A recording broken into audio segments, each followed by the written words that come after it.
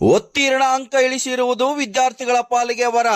ಬಸವನ ಬಾಗೇವಾಡಿ ಪಟ್ಟಣದ ಪ್ರವಾಸಿ ಮಂದಿರದಲ್ಲಿ ಬಸವರಾಜ್ ಪೂಜಾರಿ ಅವರ ಅಧ್ಯಕ್ಷತೆಯಲ್ಲಿ ಪತ್ರಿಕಾಗೋಷ್ಠಿಯನ್ನ ನಡೆಸಲಾಯಿತು. ಅನುದಾನ ರಹಿತ ಶಿಕ್ಷಣ ಸಂಸ್ಥೆಗಳ ಜಿಲ್ಲಾ ಅಧ್ಯಕ್ಷರಾದ ಬಸವರಾಜ್ ಪೂಜಾರಿ ಅವರು ಪತ್ರಿಕಾಗೋಷ್ಠಿ ಉದ್ದೇಶಿಸಿ ಮಾತನಾಡುತ್ತಾ, ಸರ್ಕಾರ ಶೈಕ್ಷಣಿಕ ರಂಗದಲ್ಲಿ ಪರೀಕ್ಷಾ ದೃಷ್ಟಿಯಿಂದ ಹಳೆಯ ಕೆಲವು ನ್ಯೂನತೆಗಳನ್ನು ಸರಿಪಡಿಸಿರುವುದು ಉನ್ನತ ಶಿಕ್ಷಣ ಪಡೆಯಬೇಕೆಂದು ಕನಸು ಕಾಣುವ ವಿದ್ಯಾರ್ಥಿಗಳ ಪಾಲಿಗೆ ವರವಾಗಿದೆ ಎಂದು ಹೇಳಿದರು.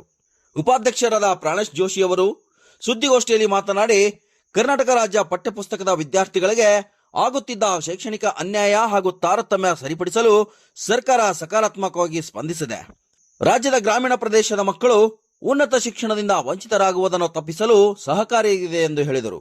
ಇದೇ ಸಮಯದಲ್ಲಿ ಲಕ್ಷ್ಮೀಕಾಂತ್ ಮಾನೆ, ಶ್ರೀಶೈಲ್ ಪಾರ್ಗೊಂಡ್, ಅಶೋಕ್ ಚಳಗಿ, ಎನ್ಎಸ್ ರೇವಡಿ, ರಿಯಾಜ್ ಗೊಳಸಂಗಿ, ನನಗೌಡ ಪಾಟೀಲ್, ಮಲ್ಲಿಕಾರ್ಜುನ್ ಆಸಂಗಿ, ಮಲ್ಲಿಕಾರ್ಜುನ್ ರುದ್ರಗಣಿ ಮುಂತಾದವರು ಉಪಸ್ಥಿತರಿದ್ದರು. ಗತಿಯಲ್ಲಿ ಅನುದಾನಕ್ಕೆ ಒಳಪಡಿಸಬೇಕು ಅಂತ ಕೇಳ್ತಾ ಇದ್ದೀವಿ. 95ರ ನಂತರ ಶಾಲೆಗಳು. ಇನ್ನು ಎರಡನೇದಾಗಿ ಈ CBSE ಮತ್ತು ರಾಜ್ಯ ಪಠ್ಯಕ್ರಮದಲ್ಲಿ ತುಂಬ ವ್ಯತ್ಯಾಸ ಇತ್ತು. ಈ CBSE ಮಕ್ಕಳು ಏನು ಮಾಡ್ತಿದ್ರು, ಇಂಟರ್ನಲ್ ಮಾರ್ಕ್ಸು ಮತ್ತು ರಿಟರ್ನ್ ಕೂಡಿ 33 ಅಂಕಗಳನ್ನು ತೊಗೊಂಡ್ರೆ ಪಾಸ್ ಆಗ್ತಿದ್ರು. ಅದಕ್ಕೆ ಏನಾಗಿತ್ತು, ನಮ್ಮ ರಾಜ್ಯ ಪಠ್ಯಕ್ರಮ ವಿದ್ಯಾರ್ಥಿಗಳು 27 ತೊಗೊಂಡ್ರೂ ಫೇಲ್ ಆಗ್ತಿದ್ರು. ಈ CBSE ಏನಿತ್ತು ಕೇವಲ ಉಳ್ಳವರಿಗೆ ಅಷ್ಟೇ ಆಗಿತ್ತು.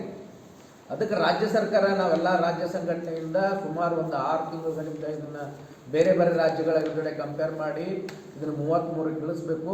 ಮತ್ತು ರಾಜ್ಯ ಪಠ್ಯಕ್ರಮ, ಈ ರಾಜ್ಯ ಪಠ್ಯಕ್ರಮ ಅಂದರೆ ಕೇವಲ ಖಾಸಗಿ ಶಾಲೆಗಳಲ್ಲ, ಸರ್ಕಾರಿ ಶಾಲೆಗಳು, ಅನುದಾನಿತ ಶಾಲೆಗಳು, ಅನುದಾನ ರಹಿತ ಶಾಲೆಗಳು ಎಲ್ಲರಿಗೂ ಅನುಕೂಲ ಆಗುವಂಥ ಮತ್ತು ನಮ್ಮ ಉತ್ತರ ಕರ್ನಾಟಕದ ಬಡ ಮಕ್ಕಳಿಗೆ ಭಾಳಷ್ಟು ಜನ ನಮ್ಮ ಉತ್ತರ ಕರ್ನಾಟಕದ ಮಕ್ಕಳು SSLC ಒಳಗೆ ನಾವು 20 ಅಂಕ ಆಂತರಿಕ ಹಾಕಿದ್ರು ಕೂಡ 28 ತೊಗೊಂಡೇ ಪಾಸ್ ಆಗಬೇಕಾಗಿತ್ತು.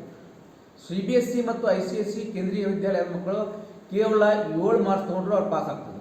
13 ಅಂಕ ಇಂಟರ್ನಲ್ಲು, 7 ಅಂಕ ಇದು ಥಿಯರಿ ತೊಗೊಂಡ್ರೆ ಪಾಸ್ ಆಗ್ತದೆ. ಆದರೆ ನಮ್ಮ ರಾಜ್ಯ ಪಠ್ಯಕ್ರಮ ಮಕ್ಕಳು 28 ತೊಗೊಂಡ್ರೂ ಫೇಲ್ ಆಗ್ತದೆ ಮತ್ತು ಆಂತರಿಕ ಅಂಕ ಅದ್ರಾಗ ಕನ್ಸಿಡರ್ ಮಾಡ್ತಿರ್ಲಿಲ್ಲ.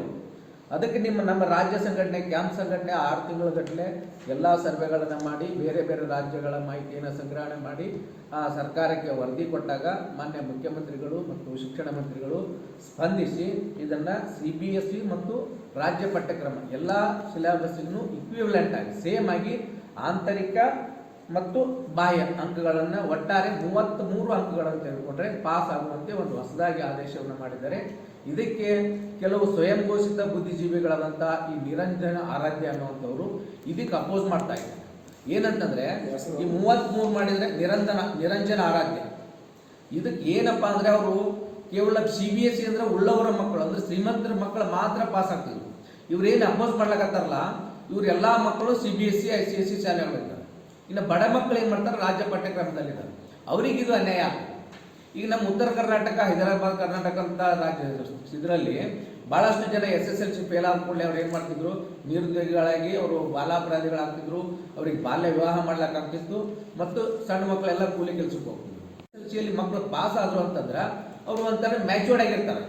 PUCಗೆ ಹೋದಾಗ ಮುಂದೆ ಬದಲಾವಣೆ ಆಗ್ತಾರೆ.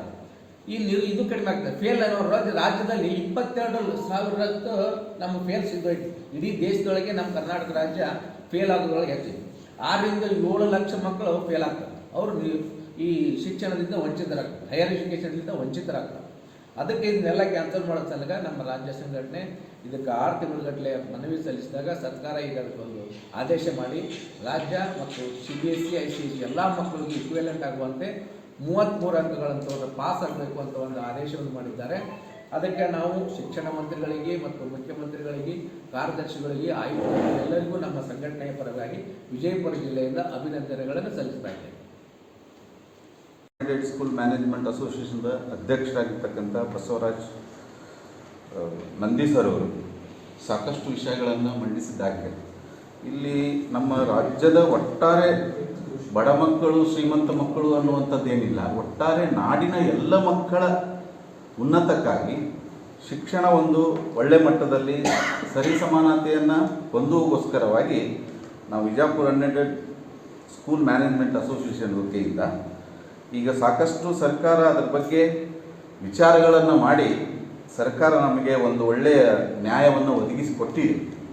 ಆ ದೃಷ್ಟಿಯಲ್ಲಿ ಸಾಕಷ್ಟು ಜನ ಅದಕ್ಕೆ ವಿರೋಧಿಗಳು ಮಾಡ್ತಾ ಇದ್ದರೂ ಕೂಡ ಅದಕ್ಕೆ ನಾವು ಬೇಡ ಎನ್ನುವಂಥ ದೃಷ್ಟಿಯಿಂದ ಒಳ್ಳೆಯ ಎಲ್ಲ ಇಡೀ ನಾಡಿನ ಮಕ್ಕಳ ಒಂದು ಒಳಿತಿಗಾಗಿ ಸಮಾನತೆ ದೃಷ್ಟಿಯಿಂದ ಮುಂದೆ ಅವರು SSLC ಫೇಲ್ ಆದಾಗ ಫೇಲು ಎನ್ನತಕ್ಕಂಥ ವಿಷಯ ಬಂದಾಗ ಮಕ್ಕಳು ಮಾನಸಿಕವಾಗಿ ಒತ್ತಡದಿಂದ ಒಳಗಾಗಿ ಮುಂದಿನ ಪರೀಕ್ಷೆಯನ್ನು ಬರೆದು ಡ್ರಾಪ್ಔಟ್ ಆಗುವಂಥ ಚಾನ್ಸಸ್ ಇದೆ.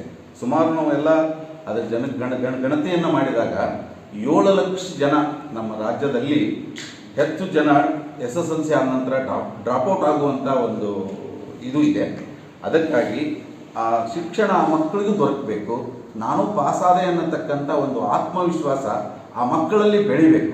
ಅದಕ್ಕಾಗಿ ನಾವು ಬಿಜಾಪುರ ಅನ್ಎಡೆಡ್ ಸ್ಕೂಲ್ ಮ್ಯಾನೇಜ್ಮೆಂಟ್ ವತಿಯಿಂದ ಎಲ್ಲ ಸದಸ್ಯರು ಮತ್ತು ಅಧ್ಯಕ್ಷರು ಉಪಾಧ್ಯಕ್ಷರ ದೃಷ್ಟಿಯಲ್ಲಿ ಇವತ್ತಿನ ದಿನ ನಾವೆಲ್ಲ ಸಭೆಯನ್ನು ಸೇರಿ ಇದು ನಮಗೆ ಸಮಾನತೆಯನ್ನು ದೊರಕಿಸಿಕೊಡ್ಬೇಕು ಎನ್ನತಕ್ಕಂಥ ದೃಷ್ಟಿಯಿಂದ ಹೇಳ್ತಾ, ಈಗಾಗಲೇ ಸರ್ಕಾರ ಅದನ್ನು ಮಾಡಿದೆ, ನಾವೆಲ್ಲರೂ ಧನ್ಯತಾ ಮನೋಭಾವನೆಯಿಂದ ಆ ಮಾತನ್ನು ಹೇಳ್ತಾ ನಾನು ಉಪಾಧ್ಯಕ್ಷನಾಗಿ ನನ್ನ ಮಾತನ್ನು ಮುಗಿಸ್ತಾ ಇದ್ದೀನಿ.